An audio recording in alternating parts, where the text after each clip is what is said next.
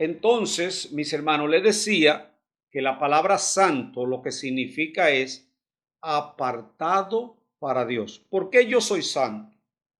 Dios le dijo a su pueblo Israel, por eso lo he llamado y lo he sacado de entre las demás naciones. Recuerden que Israel estaba rodeado de naciones. Salieron de Egipto y después estaban rodeados de naciones. Y Dios le dice, por eso yo los saqué a ustedes de entre las naciones, para que me seáis santos.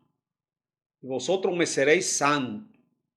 Sé santo porque yo soy santo. Ahora, ¿a qué aspira Dios cuando dice que seamos santos? Que estemos apartados para Él. Eso es sencillo, eso es lo que quiere decir la palabra.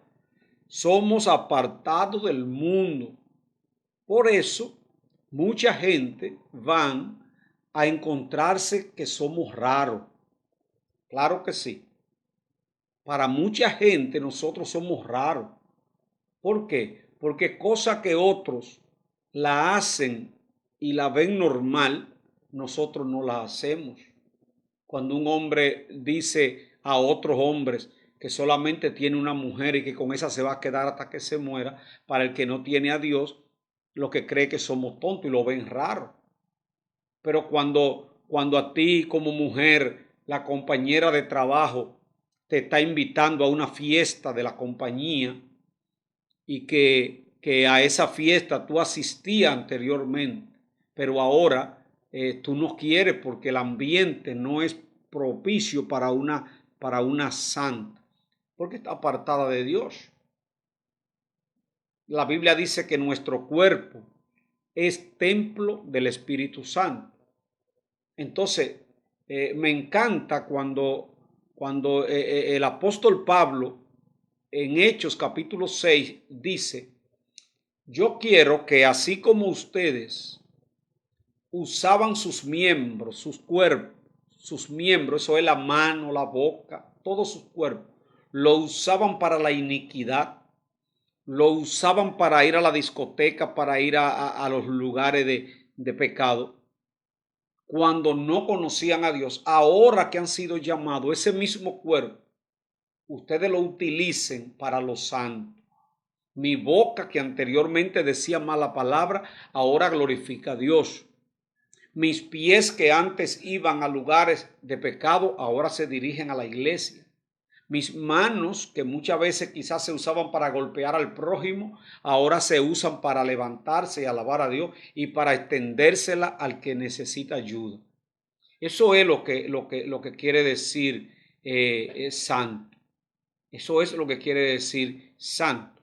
Entonces, también está la palabra escogido, la palabra escogido. ¿Qué es lo que quiere decir la palabra escogido? Porque hemos sido elegidos. Eso es algo que a usted debe darle mucho gozo, el saber que te eligieron. Ustedes recuerdan lo que dijo Jesucristo. Ustedes no me eligieron a mí, sino que yo lo elegí a ustedes. Eso debe darte mucha alegría, mucho gozo, el saber que no fuiste tú el que decidió estar donde está hoy. A ti te eligieron. Jesucristo dijo, mis ovejas oyen mi voz y me siguen, y el Padre me la dio. El Padre me la dio. Entonces nosotros somos escogidos, somos elegidos. También dice que somos discípulos. ¿Qué es lo que es un discípulo? Es uno que sigue al maestro. ¿Quién es nuestro maestro? Jesús. Entonces, al nosotros seguir a Cristo, somos sus discípulos. Quiere decir que todos esos nombres son para nosotros. ¿Cuáles son los que hemos estado mencionando? Hermanos, creyentes, santos, escogidos y discípulos. Discípulos porque somos seguidores. Ahora, un seguidor no es cualquier cosa, porque el discípulo tiene que imitar a su maestro. Usted no se ponga a imitar a ningún ser humano. Ahora el apóstol Pablo dijo, sean imitadores de mí, así como yo lo soy de Cristo. O sea, pueden imitarme a mí, pero de la manera que yo imito a Cristo. Y entonces también nosotros somos cristianos. ¿Por qué cristianos? Pues nuestra religión gira alrededor de la persona de Cristo. Por eso somos cristianos. Porque nosotros, el término religión, a algunas personas no les gusta que se la mencionen, pero Santiago habla de la religión y dice cuál es la religión verdadera. Guardarse sin mancha en el mundo. Entonces, nuestra religión gira alrededor de la persona de Cristo. Por ejemplo, los que siguen a Mahoma, su creencia gira alrededor de Mahoma. Los que creen en Buda giran alrededor de Buda. Pero lamentablemente todos ellos murieron y no resucitaron, están en la tumba. Nosotros somos cristianos y nuestra religión gira alrededor de Cristo, quien fue el único que resucitó. Cristo fue el único que resucitó. La iglesia se compara con tres cosas. Número uno, el cuerpo de Cristo. Ahí en su casa, si ustedes tienen la Biblia, ustedes pueden buscar los versículos que confirman eso. El cuerpo de Cristo. ¿Por qué la iglesia es el cuerpo de Cristo? Pues es un cuerpo, porque en un cuerpo hay muchos miembros. Por eso la iglesia es el cuerpo de Cristo. ¿Por qué? Porque hay muchos miembros. La iglesia en general es el cuerpo de Cristo y somos todos los lavados con la sangre del Señor. Todos los lavados con la sangre de Cristo. Somos un cuerpo.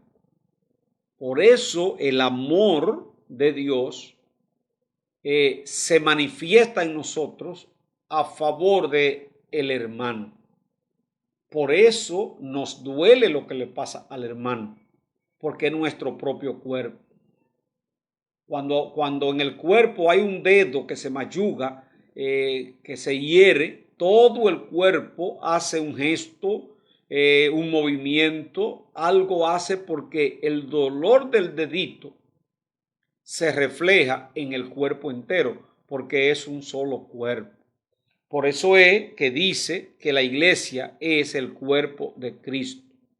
Tiene muchos miembros.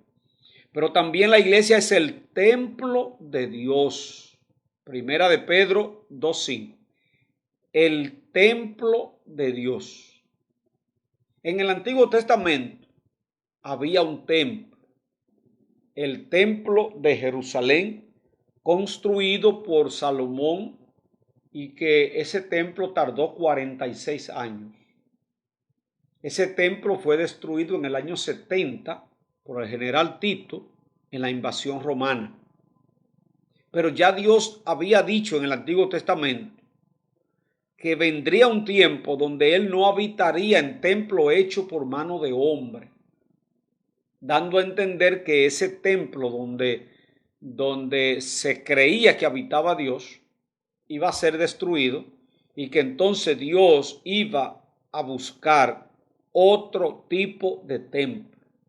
El apóstol Pablo, predicando allá en Litra, Iconio, Atenas, le decía a esos atenienses, le decía, el Dios que hizo los cielos y la tierra no habita en templo hecho de manos humanas. Entonces la palabra dice que ahora el templo no es de paredes, no es de bloc, no es nada, no es de piedra, El templo somos nosotros. Y dentro de nosotros habita Dios. Por eso el apóstol Pablo dice, el que destruya su cuerpo, Dios lo va a destruir a él, porque tu cuerpo es templo del Dios viviente. Por eso hay que tratar de vivir en santidad y hay que tratar de saber qué uso le damos al cuerpo, ya que nosotros somos el templo del Espíritu Santo. Somos el templo de Dios. Por eso el término de decir que Dios viene sobre ti no está bien. No, Dios está en ti. Dios está en mí. No es que viene. No es que el Espíritu Santo viene a ti. No es que el Espíritu Santo viene a mí. Es que está en mí. Porque Cristo lo dijo. Él viene y Él estará en ustedes. Dentro de ustedes. Porque somos templo. Y al ser templo dentro de nosotros, mora Dios. Pero además de templo, también la Biblia nos llama la esposa de Cristo. La esposa de Cristo. Esta ilustración del Antiguo y del Nuevo Testamento es para representar la unión y comunión de Cristo con su pueblo en 2 de Corintios 11:2. La esposa de Cristo. Ya ustedes han oído cuando Cristo habló de las vírgenes, las 10 vírgenes que salieron a recibir al esposo. Esas 10 vírgenes estaban representando a la iglesia, las 10 vírgenes. Entonces, como esposa de Cristo nosotros debemos guardarnos en santidad. El apóstol Pablo le dice a los hermanos de Gálatas, me temo de que como la serpiente con su astucia engañó a Eva, vuestros sentidos también sean extraviados de la sincera fidelidad a Cristo. Porque ustedes se han desposado con un solo varón para presentarse como una virgen pura a Cristo. Oigan bien, desposar significa, es lo que hoy se le llama noviazgo, pero en el tiempo bíblico el desposarse era de más responsabilidad. María y José estaban desposados, esto es, era un compromiso formal donde ellos solo esperaban el matrimonio, pero ya tenían que mantenerse guardándose el uno para el otro.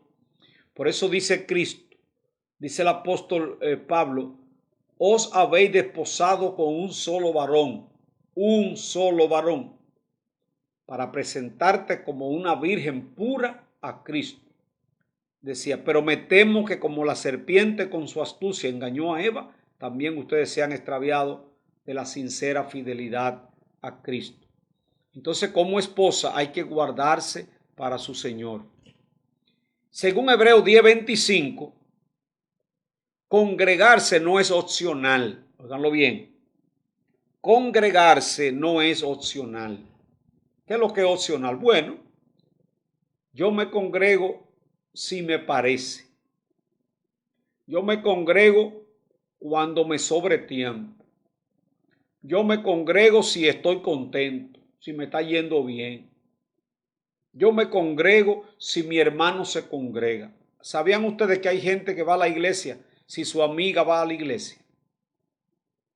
Tienen un hermano amigo, una hermana amiga, y ¿sabe cuándo va a la iglesia? Cuando su hermana va. ¿Tú no vas para la iglesia hoy? No, yo tampoco voy. ¿Tú vas para la iglesia? Yo voy también. Así no debe ser la fidelidad. Usted debe tener una responsabilidad individual. Su relación con Dios no puede depender de su hermano, ni de su amigo, ni de su vecino. Usted no puede dejar de ir a la iglesia porque su esposo no va. O no puede dejar de ir a la iglesia porque su compañero no va. Porque entonces eso es opcional. Yo me congrego. Miren, yo en más de 30 años que tengo en el Evangelio, es muy difícil encontrar que en un día de culto yo no fui. Miren que parece casi exagerado lo que le estoy diciendo, pero no le estoy hablando de que soy pastor ahora. Estoy hablando cuando yo era recibiendo la doctrina y cuando crecí en el Evangelio y cuando todavía es todos los años que tengo en el Evangelio. Es que a mí se me hace muy difícil en un tiempo de culto hacer otra cosa. Y si en algún momento lo he hecho, me he sentido como mosca en leche. Porque yo no concibo de que en mi iglesia se están gozando y los hermanos están allá peleando una batalla y de que yo en la casa viendo una novela. Y los hermanos se están gozando en el culto y peleando una batalla y usted en la casa hablando sandeces con la familia, hablando disparate. ¿Qué le pasó a David? En tiempos de, dice la Biblia, en los tiempos que los reyes iban a la guerra, se quedó David en su casa. ¿Y qué le pasó? Betsabé salió a bañarse y la casa de Betsabé quedaba cerca de la de David. Y David en la parte de arriba observó que los baños eran sin techo y allá vio a Betsabé bañándose y bajó y adulteró y ese adulterio le salió caro a David. Y todo comenzó ¿cómo? En los días que los reyes salían a la guerra, David se quedó en su casa. Entonces, cuando una persona, habiendo culto, se queda en su casa, yo como pastor inmediatamente entiendo que hay un problema espiritual. ¿Qué dijo Cristo? En los negocios de mi Padre me conviene estar. Y todo aquel que tiene comunión con Dios y tiene el gozo de la salvación, va a sentirse bien en las cosas de Dios. Decía David, yo me alegré con lo que me decían, a la casa de Dios iremos. Congregarse no es opcional, es un mandato y no cumplirlo nos califica como desobediente. No es lo mismo ser cristiano aislado que cristianos congregados. Los conocimientos, el crecimiento y la madurez adquirida en la familia de Dios son diferentes. Ustedes quizás han tenido la experiencia de que aun cuando no han tenido la fuerza ni el deseo de ir para la iglesia, se van. Se van. Y al llegar allá, siempre algo pasa. Dios usa a un hermano, Dios usa al predicador, o a ti mismo cuando te arrodillas, siente que Dios te ministra. Y usted sale de ahí diciendo, wow, mira de lo que yo me iba a perder.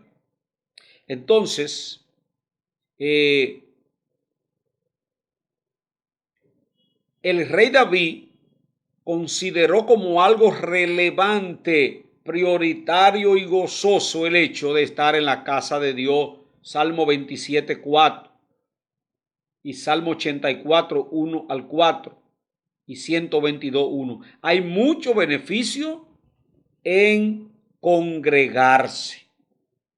Hay muchos beneficios en congregarse. Número 1, oigan bien, es bueno y nos deleita.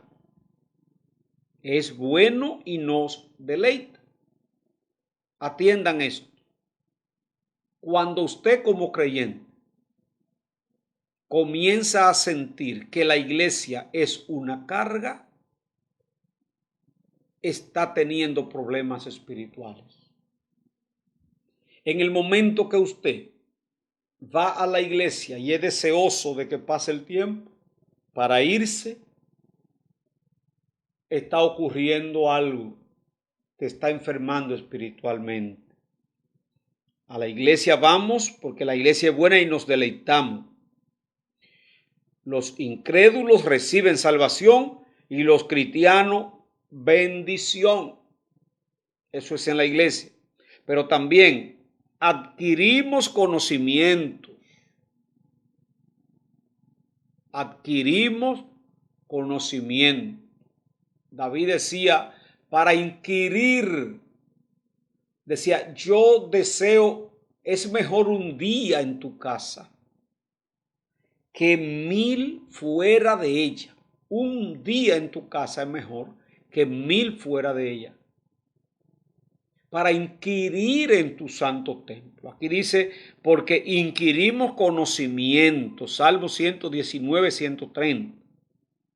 Pero también somos fortalecidos con lo que Dios hace en otros. Es decir, con los testimonios. La fe viene por el oír. Por eso es que el que se congrega se parece a esos campos donde se hacen los fogones con leña. Mientras los leños están metidos en el fogón, se mantienen encendidos. Si usted saca uno, lo aparta, ese se apaga, porque no está recibiendo el calor de los otros. Entonces, cuando nosotros vamos a la iglesia, puede ser el testimonio de un hermano, pero también hasta con una canción que se esté cantando. Hay gente que son ministrados en la adoración. Quizá el mensaje no fue que le ministró, pero una de las canciones de la adoración le llegó y de repente siente que Dios le habló, le bendijo.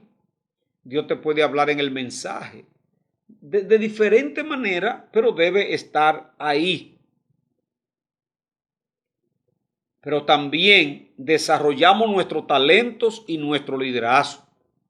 Porque al congregarnos, ahí hay hermanos que cantan, hay otros que testifican, hay otros que predican, hay otros que oran, y todo eso es un escenario que le permite desarrollarse. Pero también, y no es menos importante, diría de lo primero, adoramos al Señor juntos. Adoramos al Señor juntos y esto nos da gozo. A Dios se puede adorar donde quiera, es verdad. Y usted solo hasta en el baño usted adora a Dios. Pero no es lo mismo adorar a Dios juntos. Dice la palabra que la iglesia estaba reunida en un lugar y clamaron a Dios y el lugar donde estaban orando tembló ante todos esos hermanos juntos que adoraban. Entonces, esa adoración junto, muy importante también que les recomiendo. Cuando usted esté en la iglesia, participe en todo. No vaya a congregarse solamente para salir de eso. Si usted cogió para la iglesia, usted llegó, participe. Si se está orando, ore. Si se está cantando, cante. Que no se sabe la canción, pero usted por lo menos hace el intento. O levanta la mano, o glorifica a Dios. Si se está predicando, esté atento al mensaje y sea de los que apoyan el mensaje.